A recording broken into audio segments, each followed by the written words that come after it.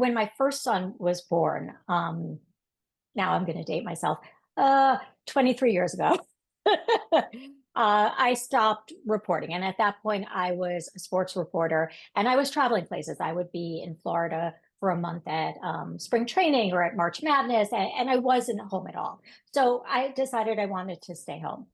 And after about 4 years, I was surprised to find the thing I missed the most was writing.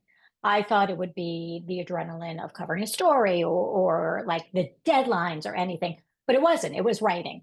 And I went to, at that point, I lived in Connecticut. Now I'm part-time in Connecticut and part-time in Key West, hence my little sunset in the background.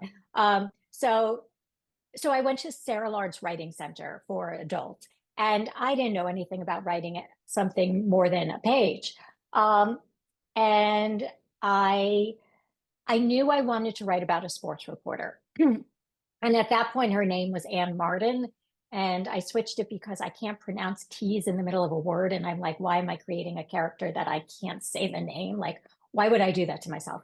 So, so I changed her. I wish it did because I wish I had stood up for myself so many more times. And it's very nice and very cathartic to stand up for myself through Kate and have her be tough in a way that I never got to be.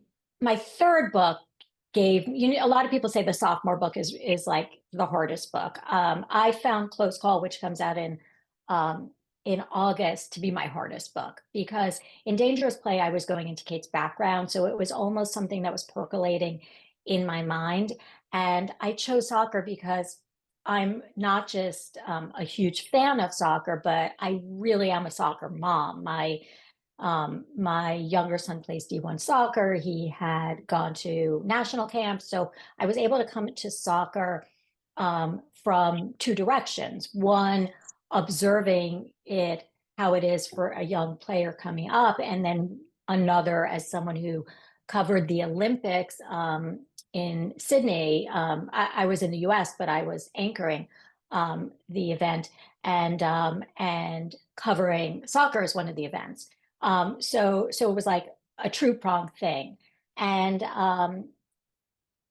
so it almost felt like coming home to write about soccer. And my son played for NYCFC Academy, and NYCFC plays soccer at Yankee Stadium. So it was a very familiar setting. Plus, I covered the Yankees at Yankee Stadium, so I had been on the field and in it. And I really wanted to explore bullying and intimidation. It's something that affects all teenagers, unfortunately.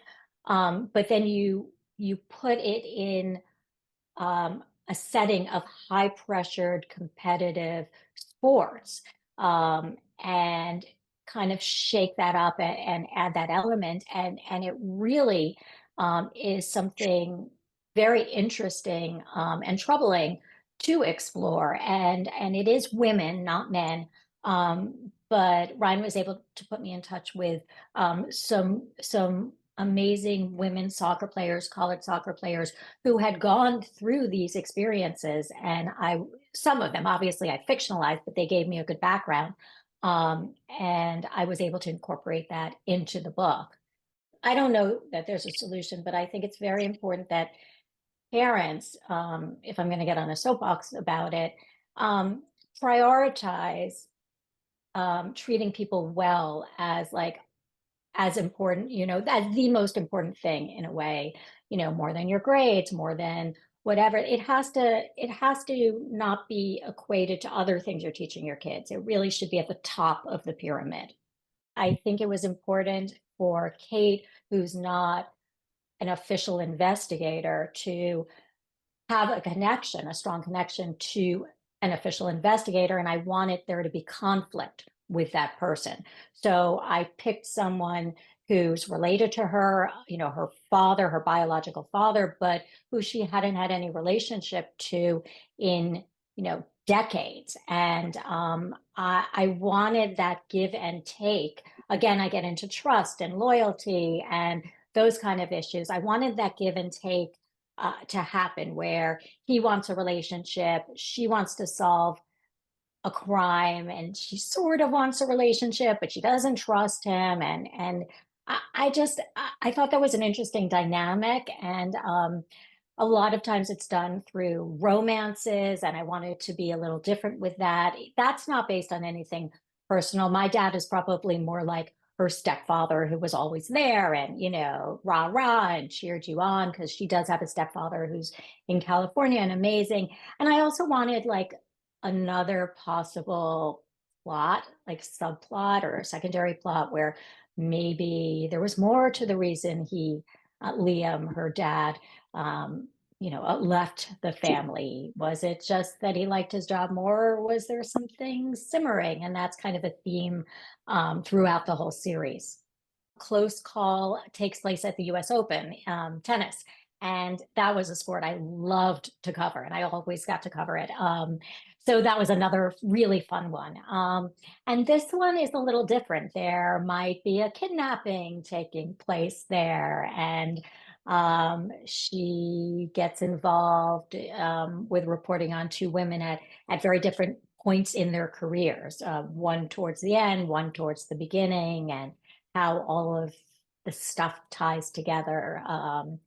And Bill's in it, of course, and Liam and all those characters. And yeah, I really enjoyed writing it. I struggled with this one, especially because a kidnapping is different. And I had a lot of false starts with the beginning. I had to kind of figure out the timing and how to maintain the interest at the beginning, while sort of leading towards the crime. But I feel good about how it ended up as a final product. But this was the book I really struggled with for sure. Well, congratulations on finishing. Beyond that, is this a trilogy, or can fans expect to see more from Kate? I'm not sure yet. Like I do have a fourth book. It was a two-book deal again with them. And now the Close Call, literally, I turned it in this morning with the developmental edits being done. So now we're going to go to copy edits. And I'm sure thank you. Yes. Yay.